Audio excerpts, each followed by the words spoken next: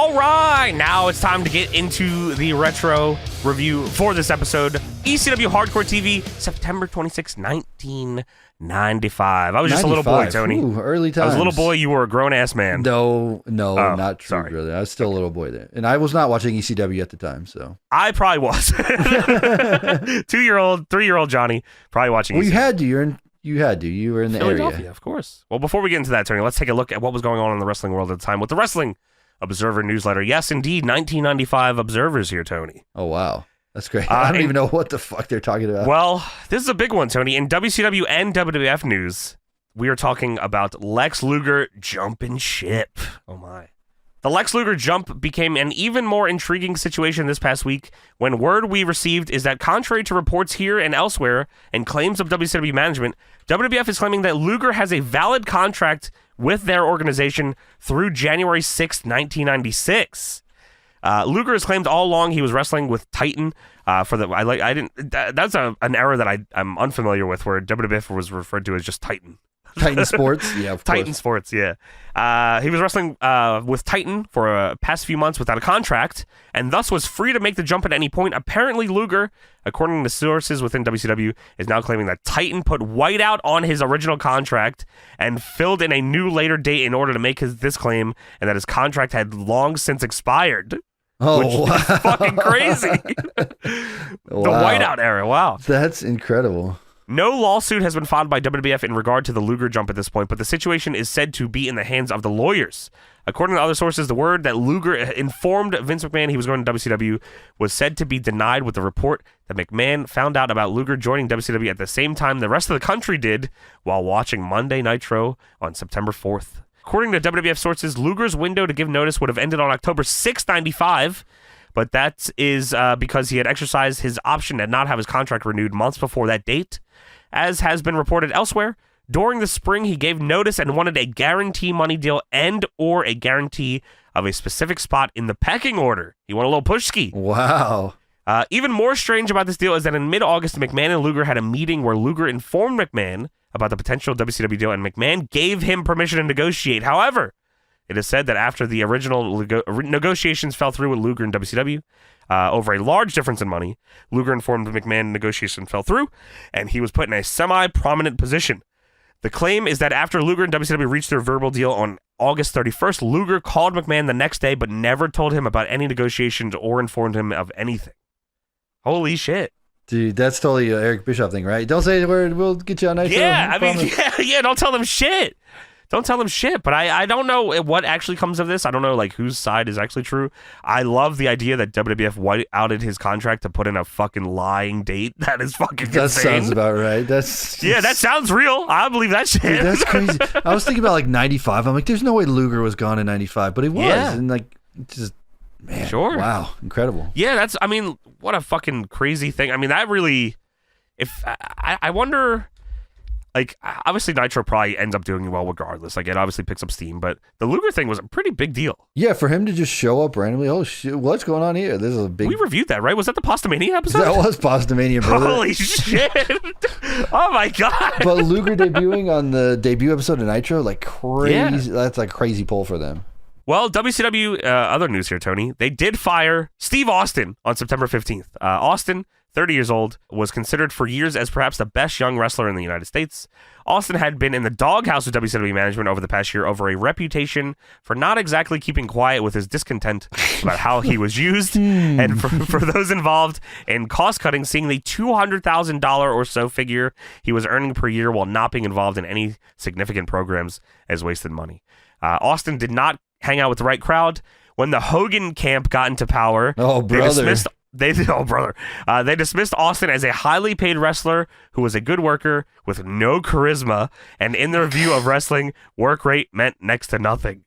It's unknown what Austin's plans will be once he returns to the ring, but he would be able to get a strong spot with ECW if he would want it, since he's longtime friends of Paul Heyman, although that would entail a major come down in money. Obviously, as we're talking about fucking Austin being on ECW in this episode, obviously he does go to ECW. But seeing Austin described as just a good worker with no charisma is unbelievable. That's how they thought of him in WCW. Eric Bischoff never thought shit of Stone Cold. It was he wasn't a bad promo then, was he? No, even like he wasn't stone cold, but he like had a fucking promo. Him and Pillman were doing the stuff, and even that stuff was the good. Hollywood you know Blondes. What I mean? That Sure, was good, yeah. ECW news. Speaking of ECW, at the September 16th ECW Arena show, there was a situation in the afternoon of the show involving Mustafa Saeed of the Gangsters, where he apparently freaked out in the hotel in South Philadelphia, and several police officers were called and hauled him out. I include this because him being arrested is mentioned on the show. I thought it was a word, but it was not. They just straight up say he was arrested. That's crazy. From the Observer, October 2nd, 95, in WCW News, the big joke going around is that when Eric Bischoff met Terry Brunk, Sabu, my. at the Miami tapings, he brought up having grown up in Detroit and watched his uncle wrestle, and then talked about seeing his uncle lose the title to Hulk Hogan. Well, Sabu's uncle is not the Iron Sheik. It's just the Sheik. So Eric Bischoff was talking to Sabu about the Iron Sheik. And the reason that Bischoff miscalled Sabu's finisher as the Arabian Press that he did on, I guess, his debut on Nitro or somewhere around that, was because Sabu told Bischoff the finish would be the Arabian Press. However, Nick Patrick counted 3 on a move that wasn't supposed to be the finish, so Bischoff just called it that anyway. Oh, wow. We're in like such a weird era of wrestling right now, because 95, like the beginning of Nitro, and then even like Sabu going from ECW to WCW, and like that feels like it doesn't feel real. Like I know I've seen his WCW stuff. I know he was there, and like there's guys that go there, and I'm like, okay, like for some reason the Mikey Whipwreck one I also feel the same about. But like Stevie Richards being in WCW, I was like, okay, that I guess I can accept that. Yeah, I but understand that one, but yeah, Mikey Whipwreck and Sabu being in WCW feels fucked up. Like, and especially Sabu, I'm pretty sure wrestled Disco Inferno and like Alex Wright and shit. Dude, he like was breaking tables and shit, and nobody else was doing it. Yeah, he was just doing Sabu shit. Which I always forget that it was like ECW, then WCW, then back to ECW. And it's just, it took a minute for him to get back to ECW because he had heat ski. Oh yeah, of course. He had heat with everybody, I think, brother. But yeah, well, he goes back to like Japan, you know what I mean? Yeah, you get Sabu going there, and then Austin leaving WCW to go wherever. It's like we're like ECW. It's like it's like a turning point in the wrestling industry right here. Where it's I guess that's a really good way. That is crazy. It's definitely a turning point's a pretty good way to put it. Yeah. A couple things here just to end here. Well, actually, one more thing here. From the Observer, October 5th, 1995. Vince McMahon announced at a meeting of all WWF superstars prior to the In Your House pay-per-view show on September 29th in Saginaw, Michigan, that Bill Watts would be taking a larger share of responsibility for creative end of the wrestling. The meeting, described as an anti-WCW-oriented meeting, saw McMahon talk mainly about the Monday night head-to-head situation, telling the wrestlers that the WWF isn't interested in running live shows weekly. This is all crazy here. They're not interested in running live shows weekly, and that this season they would adopt a quote-unquote Melrose Place attitude toward the taped Raw segments by teasing at the end of the show highlights of next week's episode. At the meeting, McMahon blasted WCW, saying them going on Monday nights wasn't good business. He said that they could have put the show on a Wednesday or Thursday and had the night to themselves, and said by going on Mondays, they showed it's more important to try to hurt them in the ratings than draw big numbers themselves, which he called stupid business. Which is unbelievable to hear fucking Vince McMahon say. All of that is so incredible. The fact that they were like, the biggest hypocrite of all time. Dude, fuck WCW, and then they hired Bill Watts. Like, what the fuck? Why did they sign his son Eric, brother? Dude, holy shit, the legend Eric Watts. Dude. Yeah, dude. Yeah, they signed Bill Watts, and then Vince says, "Oh, why run Mondays, man?" Dude, it's just funny that the example they used was fucking Wednesdays. It's like, oh yeah, you guys never tried Wednesdays ever, huh? Dude, and to do like the Melrose Place type ending of Raw is like incredible. It's a crazy example. Like, okay, we're gonna tease you with another match that's coming up next week and actually show part of it or something. That's crazy. Yeah, Bill Watts' that's exactly what it was. Bill Watts' career in WWE, he was only on a 3-month contract and had no interest in staying long term. So that really worked out for him. That's good. He had a fucking heavy vision, huh? Yeah, right. That's good. Well, that is it for the Wrestling Observer portion of this show. And now it is time to get into the retro ECW Hardcore TV, September 26th, 1995. All right, so we start the show, and I was confused because I didn't know if this was just them showing the match or if this was a recap, because this is how their whole show is. Yeah, so I think we talked about this a while ago. With Hardcore TV, it was it's like a clip show. Yeah, so ECW did super shows. Is that what you call them? Pay-per-views? Sure, Not pay-per-views. sure. Oh, I don't even know how to explain it. So, They're like just big super shows is probably a good way to put it. well, like imagine if we taped You Already Know, right? Right. And instead of putting it up as a pay-per-view, we create a whole show around like 3 of the matches maybe. And then sure. It was like and fire. then they put promos and stuff in there as well. Right.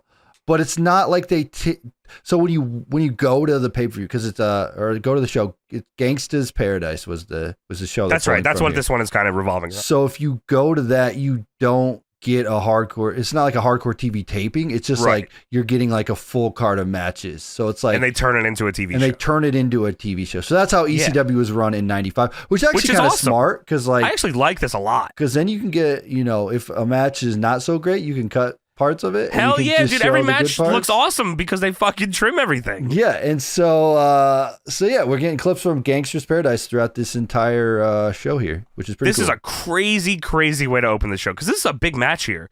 So it's the Pitbulls, Pitbull number 1 and Pitbull number 2, Of taking course, on Raven. as they would. As they would be, taking on supposedly just Raven. Now, Raven and Stevie Richards are the tag team champions of ECW here. The biggest loser in the history of ever, Stevie Richards. He's just Raven's bitch. That's all he is. Of course, yes. And Raven is the coolest dude fucking ever. He's the best. He's still really cool here, and he gets cooler, and he's always cool. Don't do it. Don't fucking do it. I'll stop. So yeah, Raven's the coolest dude ever. Like, he's one of my favorite wrestlers of all time. So he's in his prime here. Though his TNA run is pretty good too. His WWE run is legendary. I'm not going to talk about that. The Pitbulls come to the ring. Raven's already seated in the corner. Beulah McGillicuddy on the apron. For those that don't know, Beulah McGillicuddy she was a fat girl at summer camp that was in love with Tommy Dreamer, who Raven was in love with, but she wouldn't give him the time of day. And now she's hot. So she's back to haunt Tommy Dreamer, and she's Raven's So how girl. does this relate to the It doesn't. The Rich Raven and There's non-canon to what you're fucking talking about. And where's Canyon in all of this? Canyon's not involved in this either. Stop. Just trying to figure it out. It's kind of blurry for me, so maybe we'll figure it out. It should stay blurry for you. I'm blurring it. I'm blurring. Yeah, blurring. Okay. Makes sense, yes. So this is supposed to be a tag title match, but supposedly Stevie Richards injured his arm. That's at least what they're saying. Beulah steps up and says, listen, the only thing I ask is you to make this fair and make this 2 out of 3 falls. I have no idea how that makes it fair. Raven's in a handicap match, supposedly. I don't know why 2 out of 3 falls would make it better. And but not only handicap, it's a dog collar match, right? so it is a dog collar match, but they never, ever mention.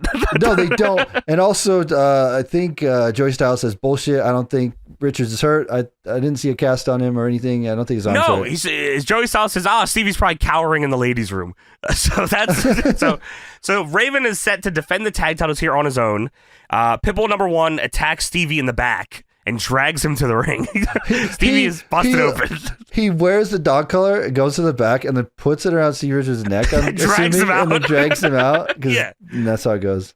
Pitbull number 2 puts a table in the ring. Pitbull number 1 and Stevie are still fighting on the outside. Raven puts fucking Pitbull number 2 on the top of the table. Most scuffed looking table, by the way. It's like, dude, beaten it's like up. plywood. Yeah, it is crazy looking. This table's awesome. Well, Raven pile drives Pitbull number 2 through this table. It breaks in the shittiest way possible. Like the legs stay up and they just go through the middle of it. Yeah, it's fucked up. But Raven gets a 3, wins the first fall. Then the Pitbulls super bomb, which is a power bomb off the second rope, top rope. Sweet name for the move, by the way. I love super it. bomb is an awesome name. Yeah, Candido's was better, but blonde bombshell. But this was still cool. They super bomb Stevie through a table. Fucking table explodes. You might Joe have seen Styles this says, clip. "Oh my god!" You've probably seen this clip. It is a legendary clip. It's on the ECW intro. If you see the EXTREME intro. Oh yes. They show this clip a lot, which I never knew where it came from, and yeah, it came from here. Super bomb and through Richards. a table. It's awesome. Cool. So Pitbulls get the second fall. Big ECW chant. Everyone's fired up here. The referee eventually gets sandwiched in the corner by Pitbull number 2. By the way, just to differentiate the Pitbulls for anyone that doesn't know, if you've seen the Pitbulls, Pitbull number 2 is the bald one. That's all you need to know. Pitbull number 2 is bald. Pitbull number 1, not bald. Pitbull number 1 is Gary Wolf. So that's all you need to know. Yes. So the ref gets sandwiched in the corner. Another table gets set up in the ring. The Dudleys hit the ring. But I believe this is either before or just about the time that the Bubba and Devon are in. So this is not Bubba and Devon coming out here. No, this is the B team, or I guess B team, right? I don't This know. is OG Dudleys. OG This is original Dudleys. Dudleys. But Yeah. if you think of like the lore of the Dudley, right? The Dudley boys Right. or whatever. They're they the would be lesser, like the lackeys, kind of, I guess, right? So yes, it is Dances with Dudley, and I believe what's the other one? They said Dudley. Is that a thing? Dudley. Yes, I don't Dudley. know. I don't know nothing about Dudley. No, that's right. That's right. Yeah. So originally the Dudleys were just an inbred family gimmick. Oh, they Like, say it. Yeah, Joey Styles makes sure to let us know that they're inbred. But I'm pretty sure it's a Raven gimmick that he came up with, like Blue Meanie. But yeah, Dudley. So there's a million Dudleys. Dancing with Dudley, Big Dick Dudley, Sign Guy Dudley. I don't remember Dudley. That was long or what? OG. Eventually, Devon and Bubba join, but they're originally like they're not a team at first. They're feuding, Bubba and Devon. Like they're against each other, and then eventually they come together. Dude, I do not know my Dudley lore. I always thought, like you always think the Dudley boys, like that's them. Yeah, no, they were like the last Dudleys. That's insane, and they were the most successful. They were the most successful. Yeah, wow. And they started out as rivals. Yeah, I did not know that. That's crazy. Dances with Dudley and Dudley hit the ring. Stevie and Raven hit stereo super bombs from across the ring to each other to the Pitbulls.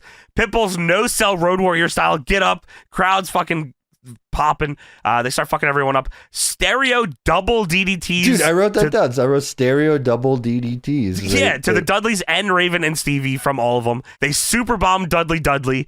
Joey Styles, as you said, and all of his inbred brothers felt that one. They super bombed Dances with Dudley. Then because Dances with Dudley is I guess he's a Native American gimmick. Yeah, like Dances with Wolves. You know that movie? You ever seen Yes. that movie? You heard about this? Well, have you seen this? Have you heard about this? Joey says, "See you at the reservation. Say hello to Tatanka. I hear he's looking for work too." Why you got with Tatanka? Tatanka just got fired by WWF. That's why. He said, why fuck me? Why you say fuck me? Why is he fuck me? I didn't do anything. Pitbull number 2 does a fuck you suplex to Stevie and puts him through a table. While Raven, I think, kills Pitbull 2 on the outside and unhooks him from the dog collar. Yeah, it suplex him or whatever. Yeah, I think so. One of my favorite ECW things is when the crowd goes, woo, woo, woo, woo, woo, when the fucking paramedics come out. Which is tremendous. That needs to come back. Which the paramedic is just a guy wearing all white, which is funny. Paramedics come out to stretcher out Pitbull number 2. Beulah gets in the ring. Then Stevie's ex-girlfriend, Francine, hits the ring and attacks Beulah. Cat fight. Raven grips up Francine and hits her with a fucking DDT, which looked gnarly, by the way. Yeah, that was crazy looking. Yeah, Francine started as like a crazy Stevie Richards fan. That was her original gimmick. Wow. Okay. She was a Stevie Richards obsessed fan that became his girlfriend, and then he broke up with her. All right. Pitbull, yeah, as I said, Pitbull number 2 gets stretchered out. Then Tommy Dreamer in a cut-off flannel shirt hits the ring, puts himself in the chain that's attached to Raven, and they start fucking brawling. Dreamer hits a DDT on Raven, and then Pitbull number 1 and Dreamer win the tag titles? Dude, at this point, before like anything else goes down, I said, what the fuck is this? This is so stupid. It's so overbooked, but the crowd is eating it up, and I love it, by the way. Dude, by the way, it's like we're in the Raven Dreamer feud, right? Where Dreamer has not beat not beat Raven, right? Correct. Is that what's going on never here? beat him. Never beat him until Raven leaves. So at this point, I'm like, that was such a fucking stupid finish. Why did they do that? But we continue on here. It was a swerve, Tony. It was a swerve because they got me. They got me, dude. They got me. Yeah, Joey puts it over crazy. He said, Tommy Dreamer's dream has been fulfilled. He pinned Raven in the center of the ring.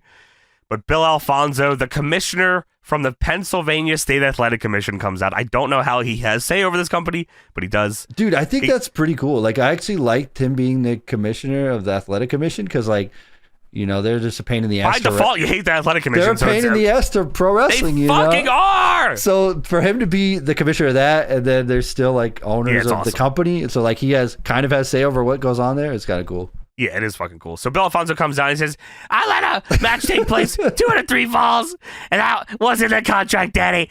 You never pinned Raven. I'm not allowing that pinfall to go down in the record books. That match is over because the Pitbulls can't continue.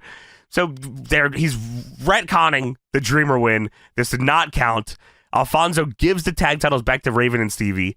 And then ECW Commissioner Todd Gordon hits the ring. He's fucking fired up, restarts the match. Bill Alfonso bumps Todd Gordon. Big Dick Dudley, he has one crutch, one hand choke slams Dreamer. That was awesome. So this is another thing here, Tony.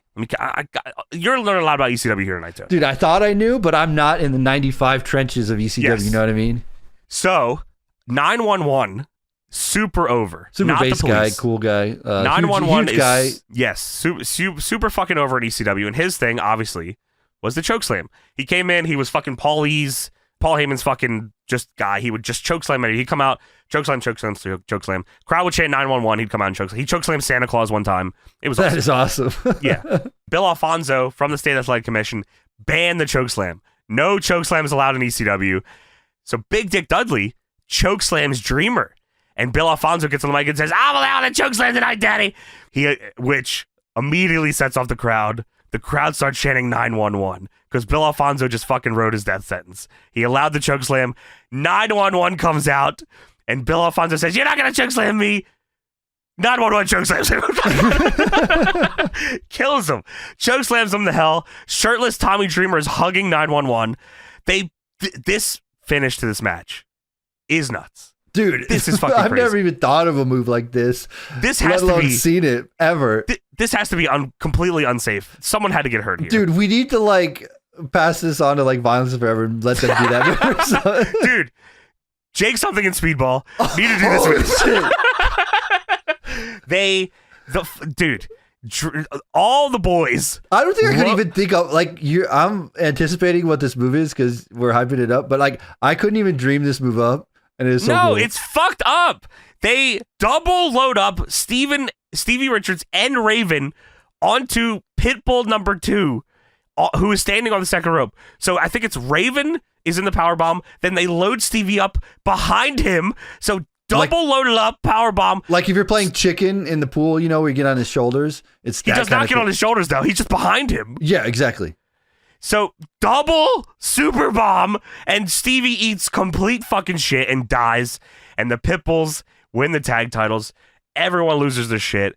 This is absurd. Absurd. Oh, by the way, Todd Gordon counts the pin here. Legal, I guess. Oh, does he? Yeah, he makes the pin. I don't know. Okay, I guess he's allowed to do that. Well, it's him versus Bill Alfonso, so it makes sense. Sure. So there it is. And Bill Alfonso was a WWF referee, so I think that's why he can fucking... Oh, sure. Which explains fucking what happens here later. Dude, when they first did it, and I was like, oh, this shitty Dreamer wins the tag belts here, that sucks. Dude, I was like, there's no fucking way, because I didn't remember that either. Yeah, I was like, that kind of sucks. And then they were like, Swerve, and they're like, Swerve again. I'm like, oh fuck, they got me. ECW's back, baby. Yeah, this is based. Yeah, Dreamer doesn't beat Raven until Raven leaves for WCW. Wow. Yeah, but if Raven hadn't left, I don't know if Dreamer would have ever beat him. No, I think that's what they said on the Rise and Fall. He never wanted to he never win. was supposed to. Yeah, but it was just So yeah, we go backstage, and Pitbull number 2 is on. The Pitbulls are back here, and they're talking, and Pitbull 2 says, "Give me the life of a pitbull, or give me death." What? Exactly, right? Yeah. Pitbull number 1 says, "We not only kicked your ass, and took your belts, we also took your babe." Oh, this no, is Francine is girl. Stevie's ex, so unless Francine broke up with Stevie, I'm not too sure. I might be wrong about him breaking up with her. Francine says, "See you, Stevie," and chews gum, fucking Ken Kennedy style. Of course. And now we get the ECW Hardcore TV intro, which is not the fucking song. The original intro is Closer by Nine Inch Nails intro, legendary, into White Zombie's Thunder Kiss 65. Dude, what a great song that was. That was awesome. Yeah, it's fucking awesome. Great intro. Which shockingly a lot shorter than the intro they go to for the TNN show, which I feel like is a 3-minute entire song. Oh yeah, they had the Renegades of Funk or something. Wasn't that what's going on? Yeah. That intro's bass too, dude. They had the best music choice, by the way. Yeah, it was awesome. They were awesome. So we go out of the intro. Joey Styles welcomes us to the show. He says on tonight's program, highlights of JT Smith versus Hack Myers will be shown, as well as Taz and the Steiners take on a new tag team to Extreme for ECW. Dude, incredible crossroads right here with the incredible crossroads, turning point I talked about. But, everyone's going everywhere at this point. Steiners showing up in ECW, they were just in the WWF, right? It's such a weird time. Yeah, you're right. Rey Mysterio versus Psychosis for the first time ever. So both their debuts here, which I didn't realize this was this episode. Dude, that's crazy. Good match though, too. Also, Raven and Richards versus the Pitbull has been signed again for October 7th. The ECW Tag Titles online. So 2 special guest referees, which is one is Bill Alfonso from the Pennsylvania State Athletic Commission, and ECW Commissioner Todd Gordon. Then we go to Todd Gordon, who's being interviewed by Lance Wright. Is that right? Yeah, Lance Wright. He's like the hype man. I guess he's in the hype zone. He's the hype man for ECW. Hype man. Got that hype zone. It's just a sign of the times, you know. It's like Ricky Rackman or whatever, you know. Like we need the goddamn Deadlock hype zone. I know. That's what I'm in right now. We need to find Lance Wright. Where's he at? I don't even know. He's probably getting mad pussy right now. So Todd Gordon says, I don't know much about refereeing, but I do know about making decisions. What? You don't know? Why are you ref then? What the fuck? Todd also says there will be a winner and a loser in this match. Dude, fucking breaking new ground. Breaking completely new ground here. Then Bill Alfonso comes in and says, you're going to be the loser. After I get through hiring my big fat Jewish lawyer out of Scarsdale, everyone's going to pay the price. I'm Bill Alfonso, and you don't know a thing about refereeing. Todd says, one thing I do know is if you don't get in my face, I'm going to kick your butt. Oh, what? And Bill says, you want to kick a guy's butt who took a 9-1-1 chokeslam and got neck problems? You're a big charity pusher. You raise money for your kids. You got nothing, Todd Gordon. And Todd says, what a jerk. And he leaves. Nice bow tie. But everything's for a purpose. Everything's like to build to the October 7th show. Dude, they're building this fucking tag match. You're going to want to see this tag match. I'm telling you that. It's a big fucking deal. And like if we had like a show, like DPW had a show, this is not a bad format at all. No, yeah, you get the matches, like, you know, you show the highlights of the matches and then you build to the angles and then you do the match, you know, at the big show next. Super easy to consume. Yeah, it is. And then like, even if you know, it's like consumed in like a vacuum kind of as well. So like you can understand, okay, so this is what's going on with this Pitbulls, ECW, Stevie Richards, Raven tag title feud. And then I know, okay, so then the match is coming up and here's the heat and here's the, you know, like. And here's a promo from this guy. Here's a promo from the refs. Here's a promo from the teams. It's like, yeah, exactly. This is fucking awesome. You know what's going on. And they only have, I mean, this show's 45 minutes, probably an hour with commercials. Like, there's not a lot of time, but there's a lot to consume here. We go backstage again. Raven and Stevie are sitting in some kind of fucking fucked up storage room. Shit's everywhere. And Raven sitting on the floor, Stevie sitting on the floor. Again, building to this October 7th tag match. Raven says, Pitbulls, you gave us everything you could, but we're still standing. And you may have won the ECW tag titles, but you did it with the help of Todd Gordon, 911, and Tommy fucking Dreamer. And so it is written, and so will come to pass. Which is funny because obviously they had the fucking Dudleys help them. Beulah. Blah, blah. Yeah. Well, Stevie says, you need the help of everybody. Everybody out there in the ECW arena thinks that Stevie Richards is some kind of wussy. But I took your super bomb through a table, and Raven and Stevie Richards took your super duper bomb. Yeah. He does. He goes, yeah. He like sticks his tongue out. Raven says, on October 7th, we have a rematch, and we win the tag titles for the second time, except this time, it's going to be a little different. You've got Todd Gordon as one of the refs, but we got Bill Alfonso. And this is a lumberjack match. When the fuck did that happen?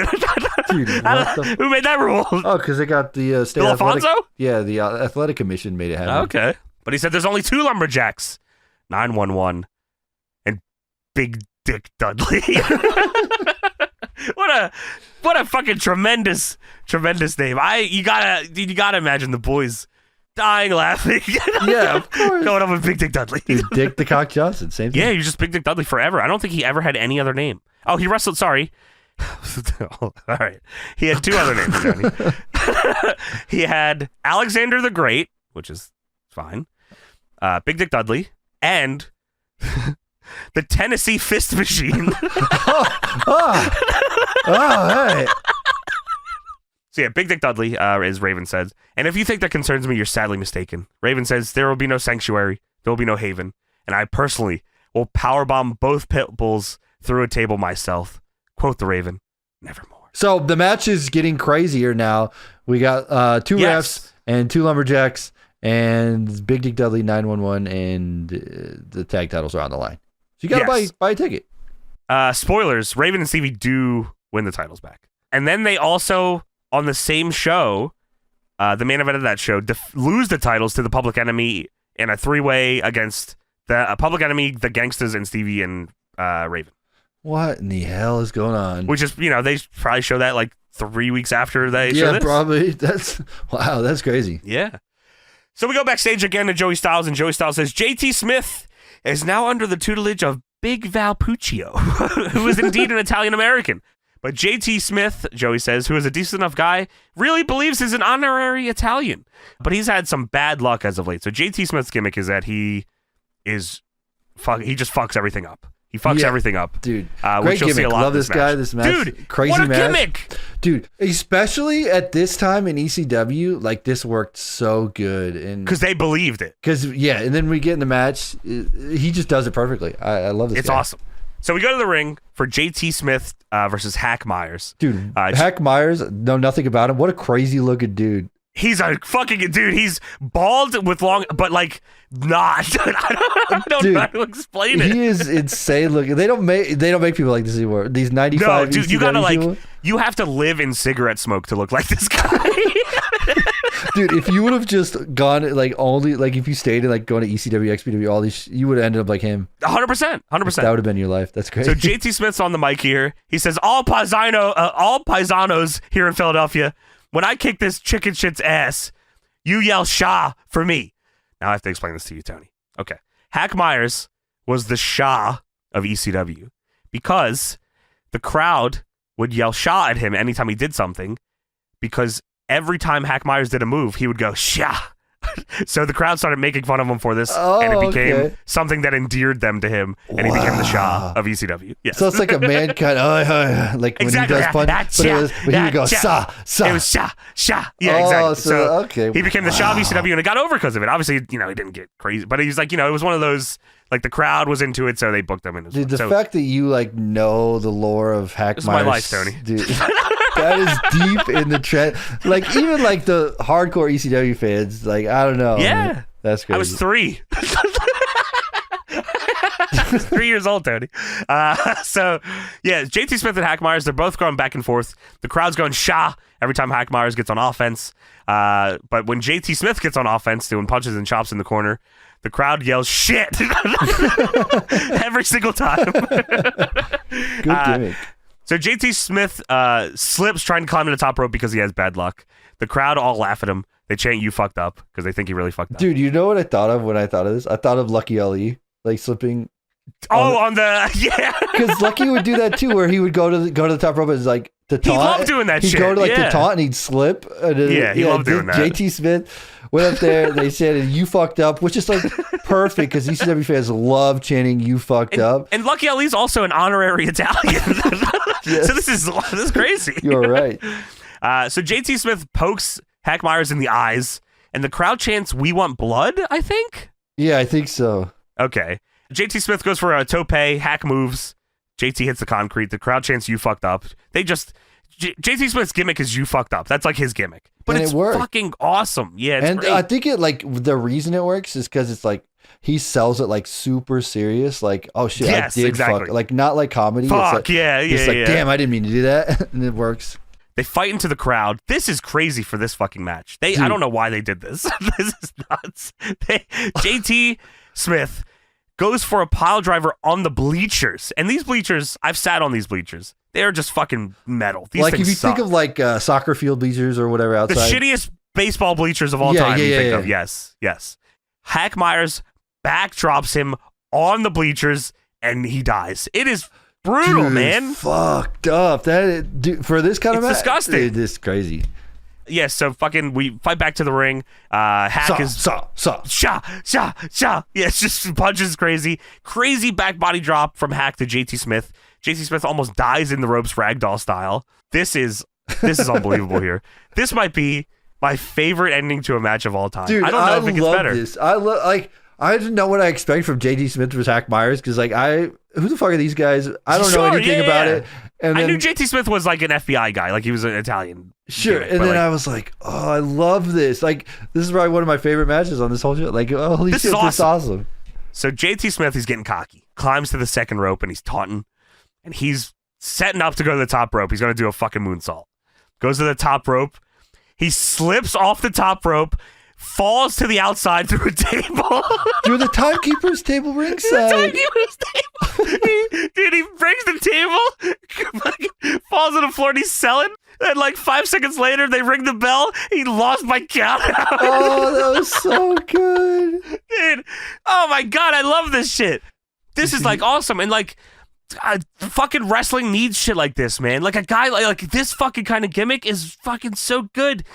Because, oh my God, I love it. I love it so much. Like I said earlier, like he just takes it so serious. Like he's not a goof. He's not like a comedy guy. It's like he just fucks up a little bit. He's got bad luck. Yeah, and he falls off through the table. That was like incredible. It gets counted out. Yeah, dude. Unbelievable. Then he starts arguing with the ring announcer, Bob Ortiz, who announced obviously that he lost by DQ. He's arguing with the ring announcer, and the ring announcer says, "It was the ref DQ'd you, not me." I just announced it. I just announced it. Yeah. Dude, tremendous stuff here. Really good. Really shows how much the ECW crowd like made a show too, because like this didn't have to fucking be on the show. This didn't have to mean anything, but the crowd made Hack Myers into like a fucking crowd favorite. And JT Smith's gimmick is over because everything he does, they train you fucked up. Yeah, and they played into it, and they knew oh, if we do this with the table and the count out, it'll be sweet, and crowd will go crazy. And it was brilliant. Perfect. It was awesome. Perfect.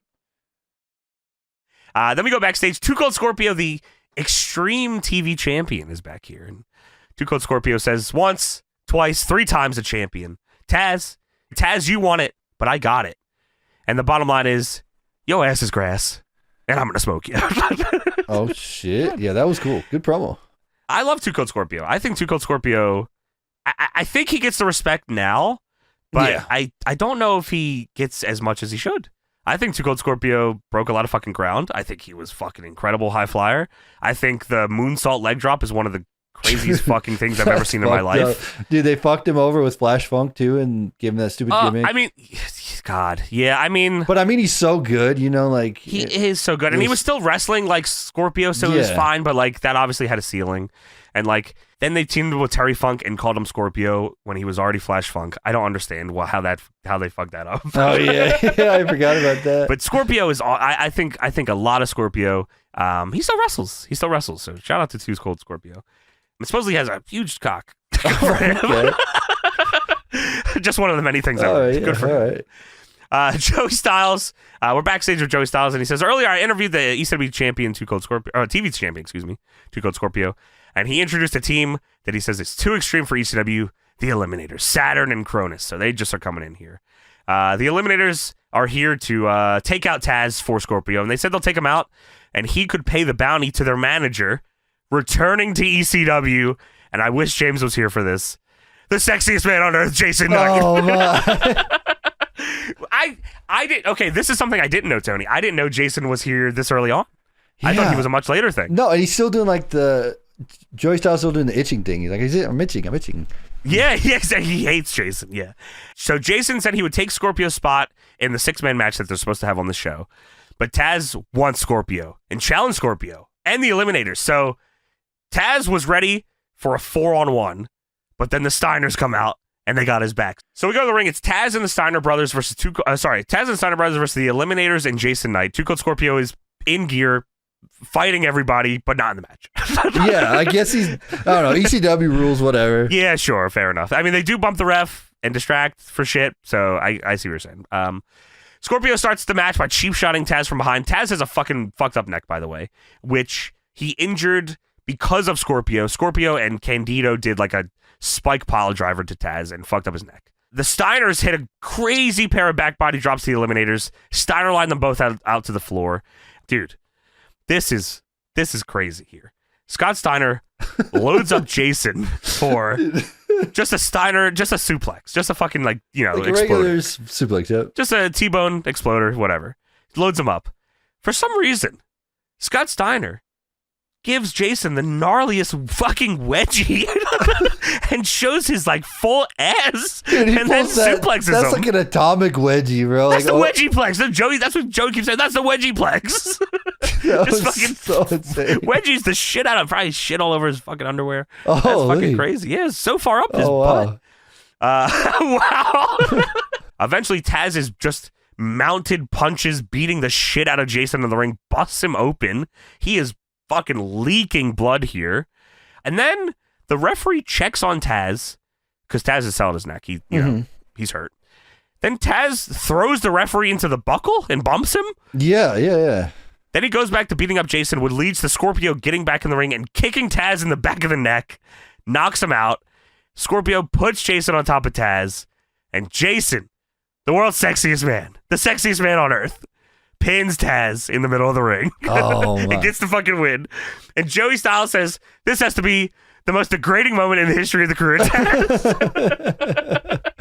Jason is fucking bleeding, fucking wedgied out. But got that the was win incredible on Taz. wedgie there. That was got the fucking win on Taz, dude. The Steiners in ECW, I don't know how many ECW matches they had, but again, it makes me feel even more confident that Ahmed Johnson would have fucking been awesome here. It's like ECW's like a stopping point for these guys. Like, oh yeah, I'm done with whatever contract I just finished up on, and now I'm going to stop at ECW because I'm sure like it worked out for Paul or Todd Gordon or whatever, and then those guys got their career back. I think the Steiners were only there. It says they're only there in '95. Their first ECW match, this is fucking crazy, is them defeating Dudley and the Vampire Warrior. Fangin' and banging? What the? Oh, dude, we were going to watch this for Patreon. We need to find this fucking match because we couldn't find it or something. Fucking the Steiners and Eddie Guerrero versus Too Cold Scorpio, Dean Malenko, and Cactus Jack. Someone find this match for us. We want to watch this. It's fucking crazy looking. So we go backstage. This is crazy. This is like Big Papa Pump not knowing he was Big Papa Pump yet. Yeah, well, like even in the match, like he does like the craziest shit, like the belly to belly, the wedgie plex. You know what I mean? Like wedgie plex is something he should have kept in his arsenal. He's like channeling, like he's ready to break out. He's ready to ditch his brother and like be a single star. Like you can see it. If somebody knew that in '95, told him to dye his hair blonde and start cutting crazy promos, he'd be a mega star. So this is Big Papa Pump for sure, but it's definitely not. It's not good. It's not. It's not. It's of its time for sure. So Steiners and Taz are backstage, and Rick Steiner. They're standing there, and Taz in between them, and Rick says, "Taz." He's being very nice. He says, "Taz, I know you got Jason. I know you're hurt. I know your neck's bothering you." Scott Steiner says, forget about being hurt, Taz. I say, kick his ass. Send Jason and all those feminine wrestlers like John B. Bad, who wears makeup, Goldust. Yeah, that's good. And Shawn Michaels. They should all have a feminine match and wrestle for the Intergender Continental Championship and wrestle women. Kick his ass! Dude, Taz is fuck? Taz supposed to be like this badass. He's like about to bust out cracking. He like crack up laughing. Taz is so. It looks like Taz is uncomfortable because Steiner goes on this fucking rant about feminine wrestlers and Goldust. Yeah, that's good. And then Taz, and then Steiner turns to him and screams in his face, "Kick his ass!" He didn't say anything about fucking Jason other than send Jason. And Taz goes, well, anyway. Dude, what the fuck? You can't just do this. You can tell Steiner just wants a microphone in his hand. He's ready to unload and say whatever. He hates Shawn Michaels. How do you feel about that? Well, yeah, of course. He hates Shawn Michaels and he hates Triple H. I didn't know if you knew that as well. The Intergender Continental Championship. What the fuck? All right. Well, Taz says, well, guys, it's been hard lately. I appreciate you being here for me. He says, Jason, I know you remember me, and I know you know what I'm all about. And I stand alone come October 7th. Again, building October 7th. I owe the Steiners this victory, and Jason, you're going to quit. And after that, I'm not dedicating this victory to my family or my friends on the street. I'm dedicating it to my friends, the Steiner brothers. And Scott says, yeah, beat him like we taught you. And the promo ends with Rick Steiner very quietly saying, beat him. Yeah, fucking absurd. Wow. Yeah. Absurd fucking stuff here. This, like I said, felt like an early look at Big Papa Pump just being a fucking complete maniac. Dude, if they had like free reign, if they were like longer in ECW and just were like doing whatever, they would have like the craziest career of all time. I can't imagine. Yeah, I can't fucking imagine. So we go to a recap from WrestlePalooza 95 where Mikey Whipwreck got a non-title pinfall on the Sandman with a crossbody. Mikey beat the world champion. That's awesome. Yeah, then we go backstage and Sandman and Woman are back there. And Sandman is in what I would describe as either a white bandana or a white do-rag. I'm not sure which one it is. It's like a mix of the two. Sure. And Sandman says, I've been embarrassed. I've been humiliated. Mikey Whipwreck, you think you're extreme? Don't have to take this belt from me. You think you're a boy? Do you think you're a boy that could be man enough You take my belt. He takes a drag of a cigarette. Then woman just repeats the same line 4 times in a row. You will never become the man that I can make you. She just keeps saying that over and over again. Like she says it, then she says it angrily, then she says it sad, and then she says it kind of sexy. Then she changes it and says, "You could never become the man that I can." Yeah. Which Sandman and woman also a strange combo that like I don't know. I if you're like a hardcore ECW fan, you probably know because she was there for the caning angle with Dreamer, where fucking thank you sir, may I have another when Dreamer lost the fucking Singapore cane match, and then when fucking Sandman gets both of his eyes caned, which is also true. Oh no, sorry, he caned one eye and a cigarette hit it, I think. Yeah, he got a cigarette caned the other eye. Yeah, and he had double eye patch. Double patches. His career was over too. He was done. He was gonna retire. And he stayed at home like kayfabe. Yeah. Then he just takes both eye patches off and then canes the fuck out of him. I'll never not be upset that Pac never did the double eye patch. He should have. He should have did it. And he should have did one match with it. He could have did it. You can gimmick the double eye patch. He could have did it. Yep, Dude, he could have did it. That would have been so cool. Would have been fucking awesome. Dude. But maybe another company will just. But of course, AEW in the mud because Pac didn't wrestle with 2 eye patches. So we go back to Joey Styles, and Joey says the Sandman, the most extreme hardcore champion in the history of ECW, has been pushed to his limit. Here to tell you more about it is Lance Wright. Thank you. So we go to Lance Wright. He's a handsome young gentleman, blonde hair. The hyping out. Frosted tips, yes. He says, that's right, Joey. It's time for hype. This is Hype Central, and I'm Lance Wright. And the camera is zooming in and out so fucking crazy. Kevin Dunn-esque. It's unbelievable. It's like, woo, woo, woo. So he's about to get into the hype zone, and Beulah McGillicuddy walks in and starts flirting with him, touching his hair, and he starts getting horny. And she says, is anything wrong? And he starts to panic. He says, no, everything's fine. Everything's fine. All good, Joey. Back to you. And Beulah says, you did that so well. And then Lance Wright comes in his pants. Came in all his fucking pants. That's insane. Yeah, well, there you go. What a crazy dude Lance Wright was. And now it is time for the debut match between Rey Mysterio Jr. and Psychosis. This is pretty revolutionary shit here, man. Yeah, if you look at it now in comparison to like current wrestling or whatever, it's not that big of a deal. But if you go to 95, man, this is crazy. This is way ahead of its time. I mean, like, this starts the whole... I mean, like, I don't know if it starts all of it, because obviously, like, there was cruiserweights in WCW. But, like, you can pinpoint to this match of, like, luchadors really coming over to fucking America, and, like this match fucking... They do this match for a while. I think we watched the 2 out of 3 for Patreon, or the Mexican Death Match for Patreon. The one where they go on the car, whichever one that was. That might be the Mexican Death Match then. But yeah, this match, they fucking go around the horn with this fucking match, man. This is a pretty important match in not only ECW history, but wrestling history, man. And WCW history, because they just stole the whole shit. Sure. They stole all the shit, absolutely. They saw it and said, we want that. We want Rey Mysterio and Psychosis. Oh, yeah, Psychosis too. Yeah, we'll take that son of a bitch. Yeah, get him over here. So Rey comes out, he poses on the top rope. I thought this was awesome. Psychosis climbs up and gets right in his face during his entrance. That was a cool visual.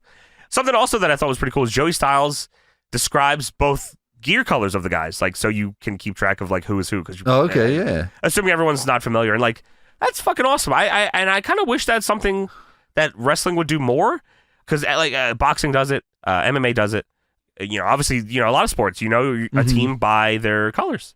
Yeah. And I think that's pretty cool. And it kind of reminds me of like Joey Styles was good at talking about like international talent, but Mike Tenay, we talked about that when we talked about the WCW episode where they just fill us in about everything that we need to know about these guys, like how they're already stars. It puts them over, like it makes them feel important. Yeah, they look cool, but like hearing that, oh well, they're already popular in Mexico. Oh, okay, well this guy's got the title, and this is this is why he's here. Yeah, I'll buy into that.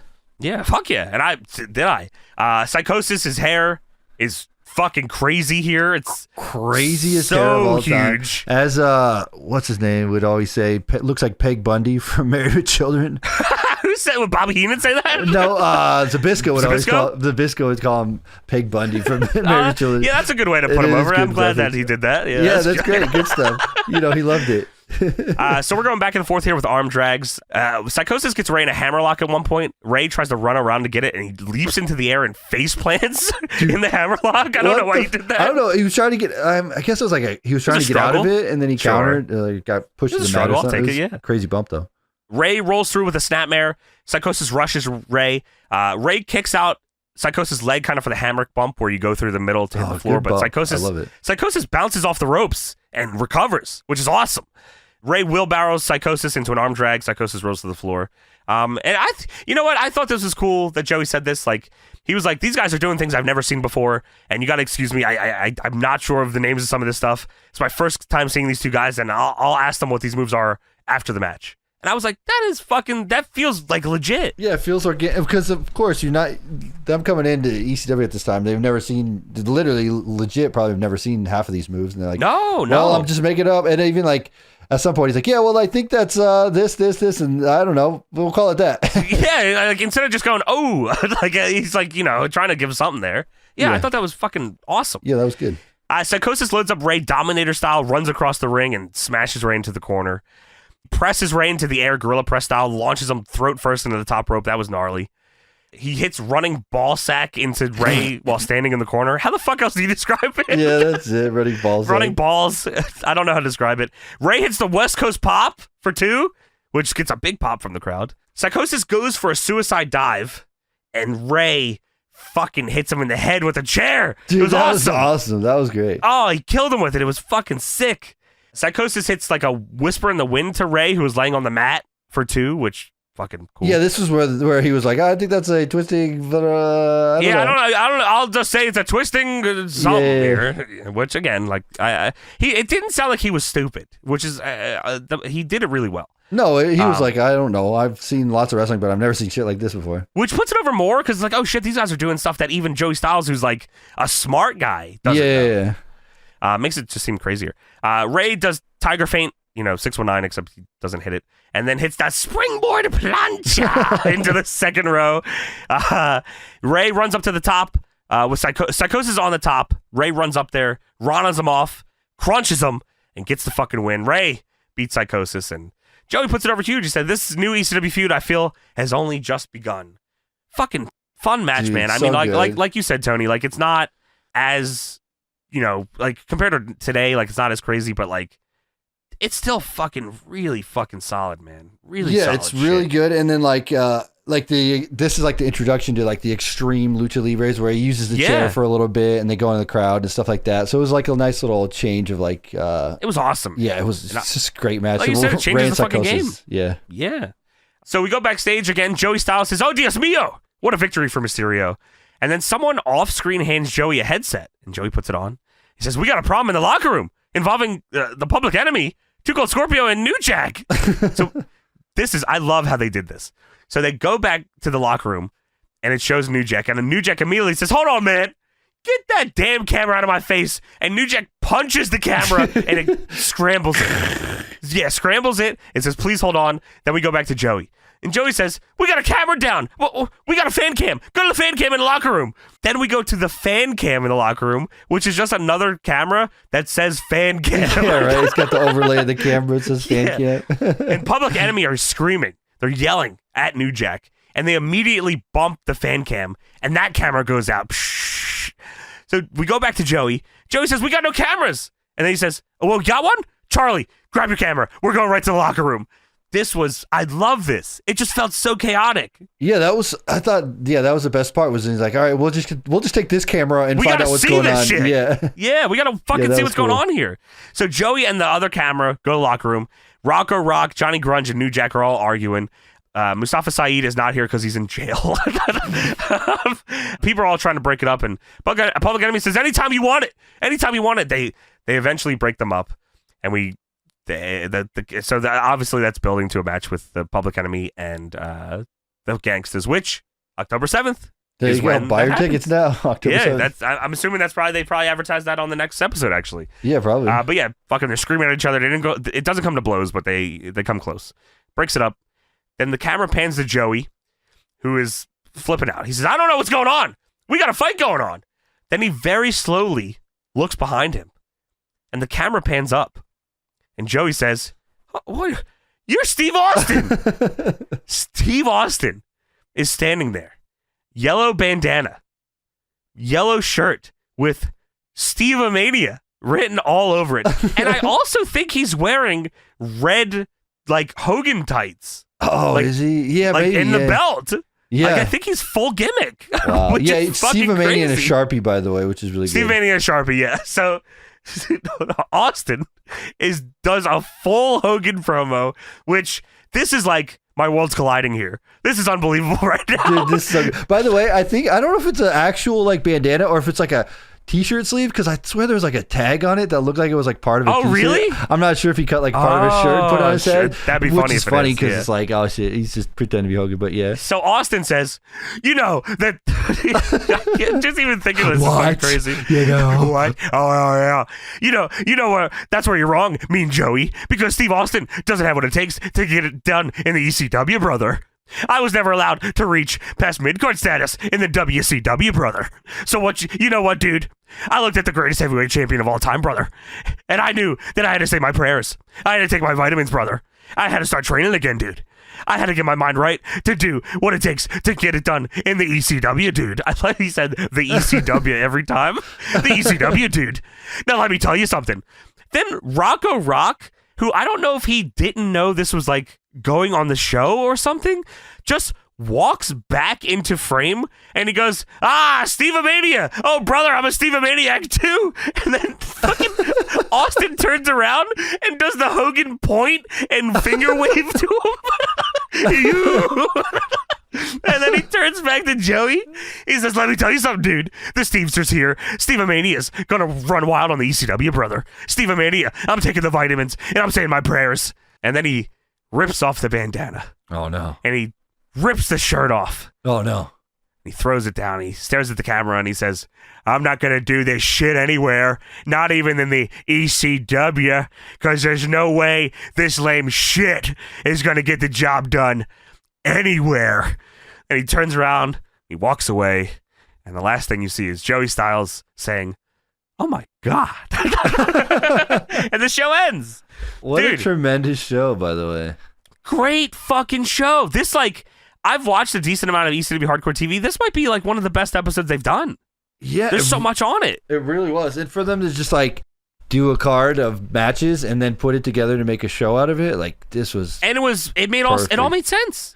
And like you just pick like because Steve Austin's debut, but like they have like Rey Mysterio and Psychosis on the first match, and then the Tommy Dreamer Raven feud still going on. You know, like it's like, Steiners. Like the Steiners had like 6 matches in ECW. That just happens to be on this episode. Dude, Steiners, Rey Mysterio, and Steve Austin and Psychosis all in the same show. Just like what the fuck? Fucking not to mention the stuff at the top with the whole fucking tag title angle and shit. Like I said, they packed a lot into 45 minutes, man. And you're right. There's a lot of pivotal moments here in wrestling in general. You know, like Austin doesn't have a long run here. No. Like if you're like a major promotion at this time, you have to be watching ECW. Like, oh shit, who's coming through? What's going on here? They fucking obviously were because they take all these dudes. Yeah, Eric Bischoff yoinks them all. Yeah, we're getting all of them. They're taking them all. Yeah, I think Austin only has 2 matches in ECW. I think he fights Whipwreck, right? And then So Whipwreck is champ. And he beats Austin, and then Sandman wins the title from Mikey in a triple threat, also with Austin. There's like a ladder match, right, or something? It's a 3-way. They probably use a ladder, though. Oh, okay. We should watch that match. Yeah, that would be good. I'm gonna write that down. That's dude, what a crazy time. This was dude. And then when I think of wrestling, I always think of like 97, 98, but like 95 right here was rocking, man. Dude, it was, and I guess because I think very little of new generation WWF, which maybe it's I'd say it's kind of a weak spot for me. Maybe I'm not fair to it, but anytime I watch new generation WWF, I think it sucks.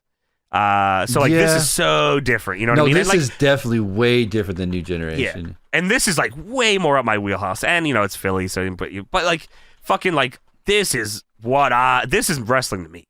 So I love this shit. I thought this shit was fucking awesome. Good show, great pick. Great fucking show. Stone Cold doing a Hulk Hogan impression is like, that is insane to me. Because just of this show, you know what I mean? Yeah, that is fucking crazy. Yeah, if you ever want to like, so like this is like a great hook because like, oh, you should watch this for the Stone Cold thing, and then you watch it and you're like, oh shit, there's all this other stuff going on, and yeah, man, they packed a lot into this. Highly recommend watching this show. I'm actually going to watch more. I'm going to watch the follow-up to this. Yeah, I want to go watch more JT Smith stuff. I think he was incredible. Akbar Shah. Tony, you're like the Shah of the Deadlock podcast, actually. What the hell does that even mean? Shah. Okay. Well, there you go. That is it for ECW Hardcore TV, September 26, 1995. And that is it Round of applause. for our show.